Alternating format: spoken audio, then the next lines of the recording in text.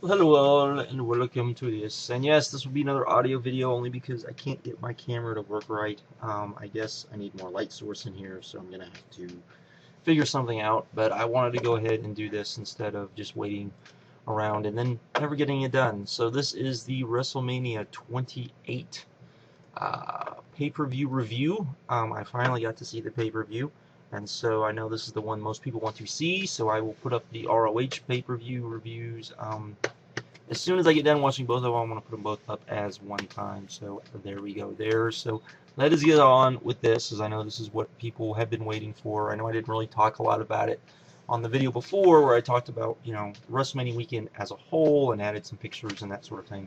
But this was more of a true review. So, pre-show we had PRIMO and EPICO taking on Tyson Kidd, Justin Gabriel, and the USOS. This was pretty fun for what it was. I thought it was pretty fun live. Thought it was pretty fun watching it here. It really does show that the WWE, for the most part, probably has the best wrestlers under contract, at least in the United States. So they never let them do what they can do, and I think you kind of saw that here. Justin Gabriel messed up one little spot. It was a little short match, but it was one of those really fun, kind of what the X Division should be matches, like I used to say back in the day. So there we go there. Then we got to the pay-per-view proper. We had our nice, WrestleMania opening, which was very good. We had all of that sort of stuff. Then we had our opening match, which I did talk about uh, on the WrestleMania weekend, kind of just going over it, and a lot of people kind of misunderstood kind of what I was talking about. The opener, which we all know, was Daniel Bryan versus Sheamus, which I pretty much thought it was going to be.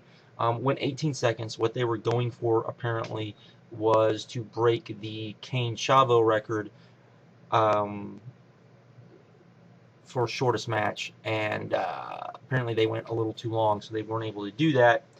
But my problem with this was the fact that, and I think this would have happened if it wasn't for that awesome crowd on Raw the next night, was that, I shouldn't say that, because this is why I had the reaction I had to this match, and why I was so disappointed, and why it just irked me for the rest of the night, was Daniel Bryan was put in a bad spot. Daniel Bryan got himself over, and if you go back and look, when guys get themselves over and the WWE did not want you to get them over, you get fucked. And that's pretty much what it felt like. And after last year, when we didn't even get to see Daniel Bryan and Sheamus, and then this year, this is all we get, it really, really just left a horrible taste in my mouth and just made me feel like, here we go again. WWE, they send out their guys, they send out Triple H, they send out other guys, that are stars, and they say, oh, if guys want to make it, then they need to go out there and they need to make it on their own. And then every single time guys go out there and make it on their own, stuff like this happens. And luckily, if that was what was the case was happening, we had that awesome crowd on Raw. And, if you don't think that I was the only one, or that I'm overreacting to some extent, yes, that Raw has a lot of diehards, but even within the diehards, there are different levels of diehardism. The fact that that crowd pretty much shit on a lot of stuff on Raw. The fact that when they brought out Sheamus, they booed him. The fact that when they brought out uh, Del Rio, and Del Rio challenging for the title, they were chanting Daniel Bryan, or they were chanting yes. When John Cena came out and they were doing the same thing, it's very evident that they were trying to send a message. I hope that next week on Raw we get the same thing. The SmackDown spoilers, kind of at first, when I read the first spoilers I saw, really upset me. Then I read a more detailed spoiler report, and it made me feel a little bit better about maybe where they're going. So I guess we can wait and see. But if you look at my rating, I basically said, in hindsight, it might be one of the most important squashes ever, only because if this really does something where the fans basically turn on WWE because they really want Daniel Bryan, There you go. We haven't had that before, and that's my biggest thing. Is usually, you know, this happens, and then, you know, nobody cares because we've seen it so many times, and it's just like the same old, same old. You know, I mean, think back. You're going all the way back to Rob Van Dam. We're not just talking like CM Punk, MVP, Matt and Jeff Hardy. You know, we're talking. Keep going back about this, about, you know, them not pushing guys who were definitely crazy overs. So, you know. So there we go there. So that's all I pretty much gave it a dud. That's pretty much all it was. So, you know, oh well. And we had Randy Orton versus Kane. This just was there, to be honest. Didn't care for this. You know, I just felt it was kind of there. It was kind of a nothing match. Neither guy really seemed to give a shit. So there you go. Then we had Cody Rhodes versus Big Show. This was a little bit better. At least the finish made sense, which is not something you can say about some of the other matches on this show. Particularly, you know, Kane and Randy Orton.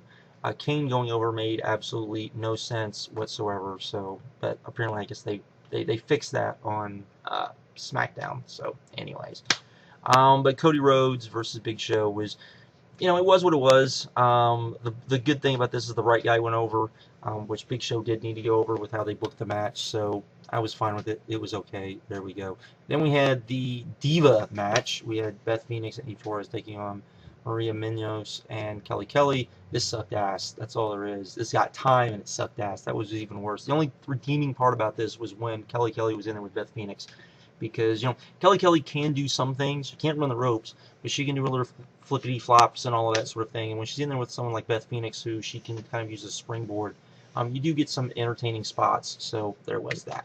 Especially the flip off the top rope was pretty good. Then we had Undertaker versus Triple H.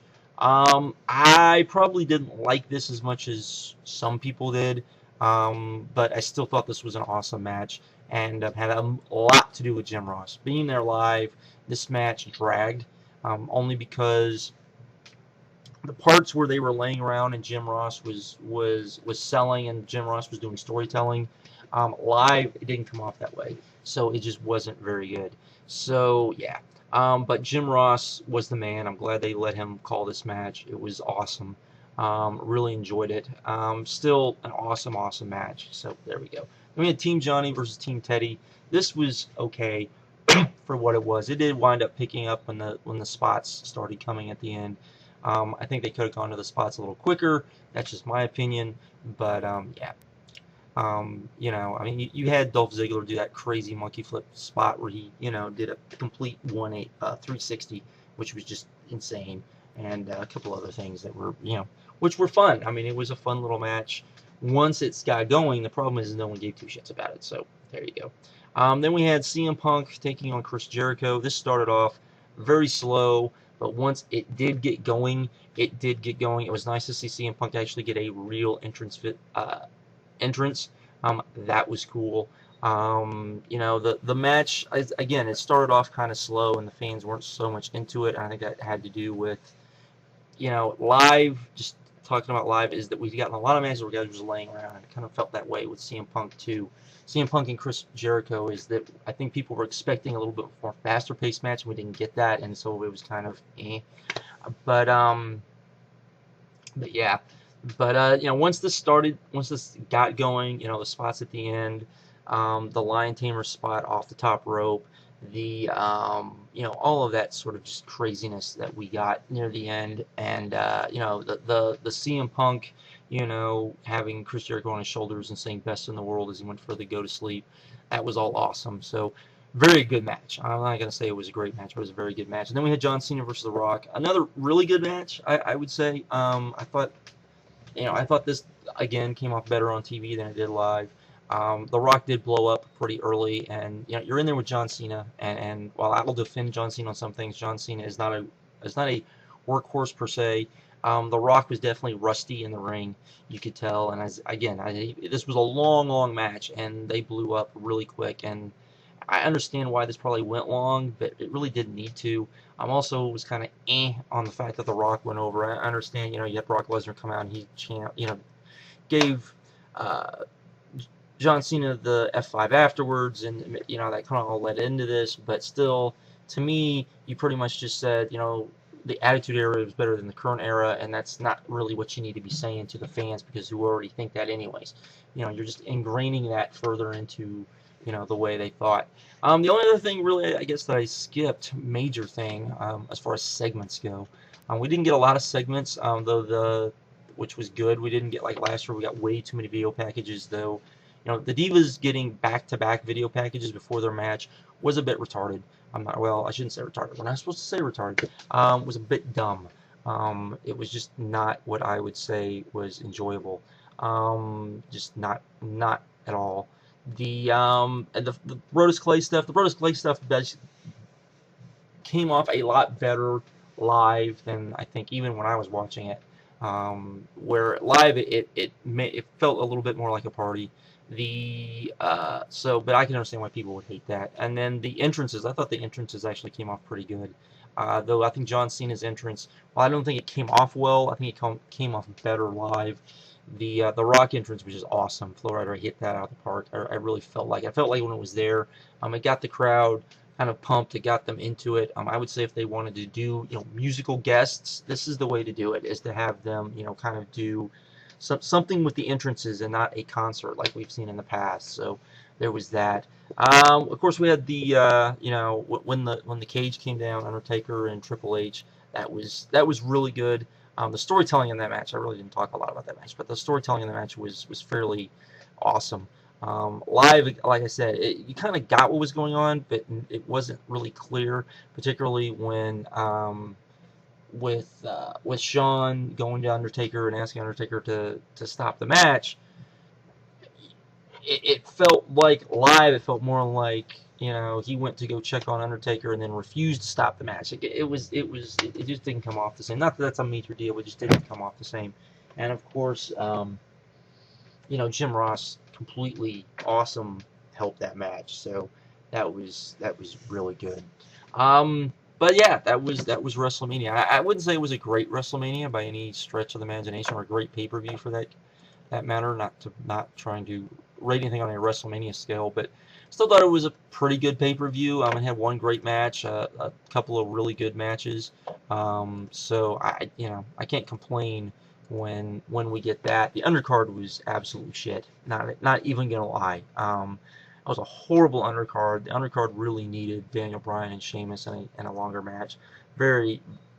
No doubt about that. And you know, just the Divas match was pretty horrible, because you had someone in there that could not wrestle, first of all, and was hurt on top of it, for those of you not aware. So none of that just came off very well at all. But anyways, there's your review. Came off a little, I would say this actually came off better on TV than it did live, and that was kind of the same way last year for some of this stuff. You know, me and Brian, my friend Brian, we were talking, and and he was telling me, he says, you know, has it gotten to the point where WrestleMania is a lot like the Super Bowl, and that I think it would be better to watch the Super Bowl, you know, on television than it would, or any football game really, than actually be there live. I mean, that's you know, it is that sort of thing. Though I think if you're gonna go for WrestleMania weekend and you're gonna go do all this stuff, you might as well go to WrestleMania live. So I'm not saying you shouldn't go, but you know, just kind of a debate on that side of it. But anyways, that's the review. I will talk to you guys later. Hopefully I can get a lamp or something in here so I can get a little bit better light source, so that I'm not having to do this stuff. I find it funny that on my last video, I did an audio video when people, because I said that I gained some weight and I grew out my hair, that I must have like gotten really fat or something, when I had pictures of myself in that video from the weekend. But anyways, it is what it is. Anyways, with that, I'm out. Later.